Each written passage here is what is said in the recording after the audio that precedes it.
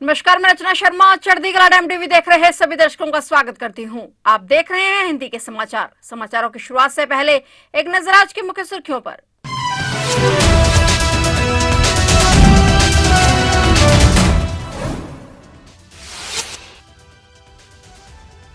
Rising Rajasthan investment summit का आगाज। PM Modi ने किया उद्घाटन। 3 दिवसीय इन्वेस्टमेंट समिट में 17 देश बने पार्टनर कंट्री।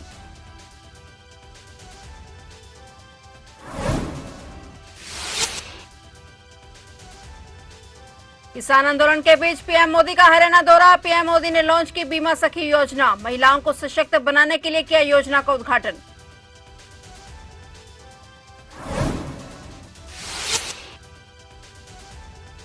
संसद के शीतकालीन सत्र का 10वां दिन। विपक्ष के हंगामे के चलते दोनों सदनों की कार्रवाई स्थगित। संभल के मामले को लेकर विपक्ष सरकार पर हमलावर।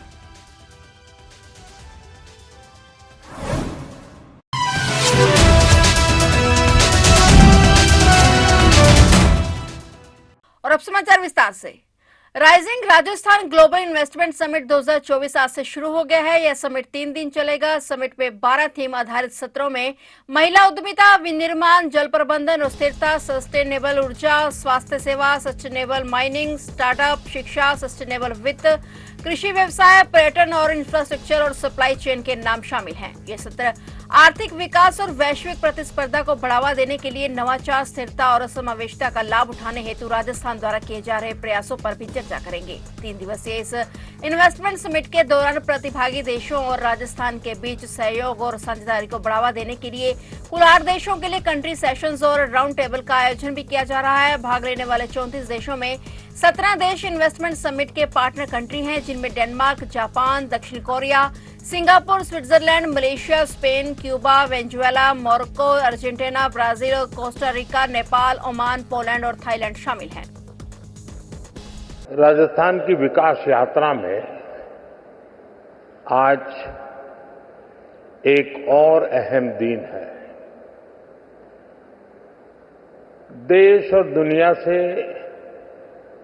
बड़ी संख्या में डेलीगेट्स, इन्वेस्टर्स यहां पिंक सिटी में पधारे हैं। यहां उद्योग जगत के भी अनेक साथी मौजूद हैं। राइजिंग राजस्थान समिट में आप सभी का अभिनंदन है। मैं राजस्थान की बीजेपी सरकार को इस शानदार आयोजन के लिए बधाई दूंगा। साथियों, आज दुनिया का हर एक्सपर्ट, हर इन्वेस्टर भारत को लेकर बहुत ही उत्साहित है। रिफॉर्म, परफॉर्म, ट्रांसफॉर्म के मंत्र पर चलते हुए भारत ने जो विकास किया है वो हर क्षेत्र में नजर आता है। आजादी के बाद के 7 दशक में भारत दुनिया की 11वीं सबसे बड़ी इकोनॉमी बन पाया था। उसके सामने पिछले 10 वर्ष में भारत 10th लार्जेस्ट इकोनॉमी से 5th लार्जेस्ट इकोनॉमी बना है।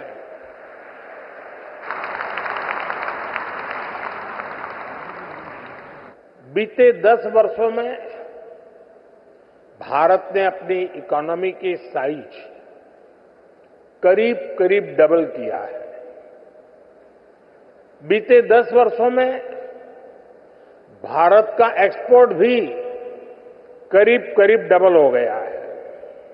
प्रधानमंत्री नरेंद्र मोदी आज हरियाणा के पानीपत दौरे पर आए। उन्होंने कहा कि प्रधानमंत्री बीमा सखी योजना का उद्घाटन किया और केंद्र सरकार की ओर से यह योजना महिलाओं को सशक्त बनाने के लिए शुरू की गई है। पीएम के कार्यक्रम को लेकर पुलिस और प्रशासन अलर्ट मोड पर दिखाई दिया। बीजेपी नेताओं और कार्यकर्ताओं ने सुबह से ही कार्यक्रम स्थल पर पहुंचना शुरू कर दिया था। पीएम मोदी का यह कार्यक्रम पानीपत के सेक्टर 13-17 में दशहरा ग्राउंड में हुआ। इसमें करीब 32,000 लोगों के बैठने की व्यवस्था की गई। वहीं पीएम की सुरक्षा को लेकर 2 किलोमीटर के दायरे में सुरक्षा तैनात की गई और इसके अलावा पीएम मोदी की सुरक्षा को देखते हुए हरियाणा यूपी बॉर्डर पर भी हाई अलर्ट जारी किया गया। बता दें कि इससे पहले प्रधानमंत्री नरेंद्र मोदी ने 22 जनवरी 2015 को पानीपत का दौरा किया था और यहां से ही पीएम मोदी ने बेटी बचाओ बेटी पढ़ाओ अभियान की शुरुआत की थी।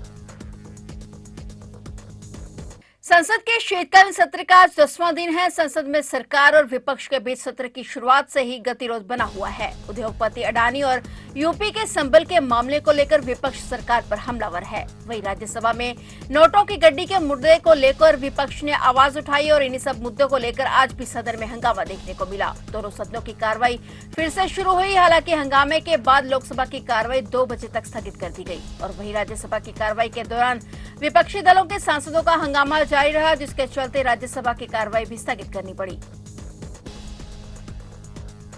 श्रीनगर बारामूला राष्ट्रीय राजमार्ग पर टीसीपी पहलान में एक संदिग्ध बैग मिलने से हड़कंप मच गया। सूचना मिलते ही सुरक्षा बल मौके पर पहुंचे और जांच के बाद पता चला कि बैग में improvised explosive device IED plant रखकर रखी है। सुरक्षा बलों ने फौरन आईईडी को कब्जे में लिया और सुरक्षा बलों ने आतंकियों की नापाक हरकत को नाकाम कर दिया। बाद में सेना ने संदिग्ध वस्तु को नष्ट कर दिया। सुरक्षा बलों ने समय रहते किसी बड़ी घटना को होने से टाल दिया।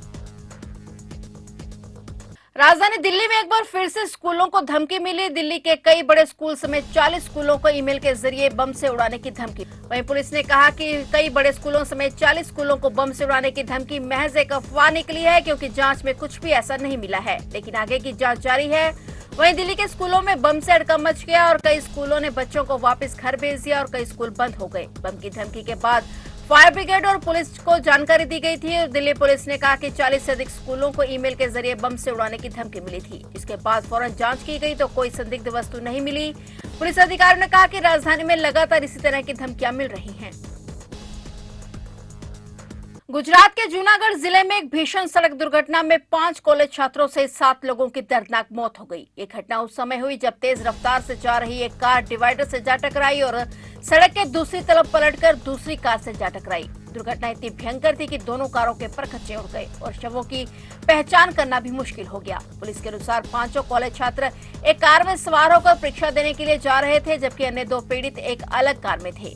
छात्र तेज रफ्तार से जा रहे थे जबकि उनकी कार अचानक डिवाइडर से टकराई। टक्कर के बाद कार सड़क के दूसरी तरफ पलट गई और सामने से आ रही दूसरी तेज रफ्तार कार से जा टकराई। दुर्घटना इतनी जोरदार थी कि दोनों कारों में सवार लोग बुरी तरह से फंस गए और सभी 7 लोग मौके पर ही मृत पाए गए। हादसे के बाद पुलिस और बचाव दल ने मौके पर पहुंचकर राहत कार्य शुरू किया और शवों को बाहर निकाला। मृतकों में से कोई भी व्यक्ति जिंदा नहीं बच सका। पुलिस ने दुर्घटना के कारणों की जांच शुरू कर दी है और ये माना जा रहा है कि तेज गति, लापरवाही और सड़क की खराब स्थिति ने इस हादसे को जन्म दिया है। साथ ही यह घटना भी दर्शाती है कि सड़कों पर तेज रफ्तार और लापरवाही से गाड़ी चलाना कितना खतरनाक हो सकता है। संसदीय दल की अध्यक्ष सोनिया गांधी आज अपना 78वां जन्मदिन मना रही हैं। उनके 78वें जन्मदिन पर जन्मदिन की बधाई देने के लिए नई दिल्ली में अखिल भारतीय कांग्रेस मुख्यालय के बाहर पोस्टर लगाए गए। कांग्रेस ने सोशल मीडिया पर उन्हें शुभकामनाएं देते हुए लिखा कि एक नेता जिनकी भारत और कांग्रेस पार्टी के संस्थापक सिद्धांतों के प्रति प्रतिबद्धता और विश्वास एक प्रेरणा है। महिला सशक्तिकरण, सामाजिक न्याय और समावेशी विकास की वकालत करते हुए उनके विजन ने लाखों हाशिए के लोगों के उत्थान और भारत के कल्याणकारी राज्यों को मजबूत करने का मार्ग प्रशस्त किया है। इसके अलावा मनरेगा, भोजन का अधिकार, शिक्षा का अधिकार और सूचना का अधिकार में सुधार के लिए उनके प्रयासों की सराहना की गई। वहीं सोनिया गांधी के जन्मदिन के मौके पर प्रधानमंत्री नरेंद्र मोदी ने भी उन्हें बधाई दी है। पीएम मोदी ने पूर्व कांग्रेस अध्यक्ष सोनिया गांधी की दीर्घायु और अच्छे स्वास्थ्य की कामना की। इनके अलावा कांग्रेस अध्यक्ष मल्लिकार्जुन खड़गे ने भी अपनी हार्दिक शुभकामनाएं देते हुए सोनिया गांधी को हाशिए पर पड़े लोगों के अधिकारों की सच्ची चैंपियन बताया। श्री अकाल तख्त साहिब की ओर से सुनाई गई धार्मिक सजा भुगत रहे श्री अध्यक्ष एवं पूर्व डिप्टी मुख्यमंत्री सुखबीर सिंह बादल आज सोमवार को तख्त श्री दमदमा साहिब तलवंडी साबो में सेवा निभाने के लिए पहुंचे। इससे पहले शाम तक तलवंडी साबो स्थित तख्त दमदमा साहिब को पूरी तरह से पुलिस छावनी में तब्दील कर दिया गया था। सुरक्षा में तैनात पुलिसकर्मी सिविल वर्दी में तैनात रहे। सुखबीर सिंह बादल की सुरक्षा के लिए तैनात फोर्स संबंधी बठिंडा रेंज के डीआईजी हरजीत सिंह और एसएसपी अवनीत कौंडल ने खुद जायजा लिया और वहीं तलवंडी साबो स्थित तख्त श्री दमदमा साहिब को पूरी तरह से पुलिस छावनी में तब्दील कर दिया गया। सुरक्षा में तैनात पुलिसकर्मी सिविल एवं वर्दी में तैनात रहे। इस दौरान सुखबीर सिंह बादल ने तख्त श्री दमदमा साहिब तलवंडी साबो में अपनी सेवा निभाई।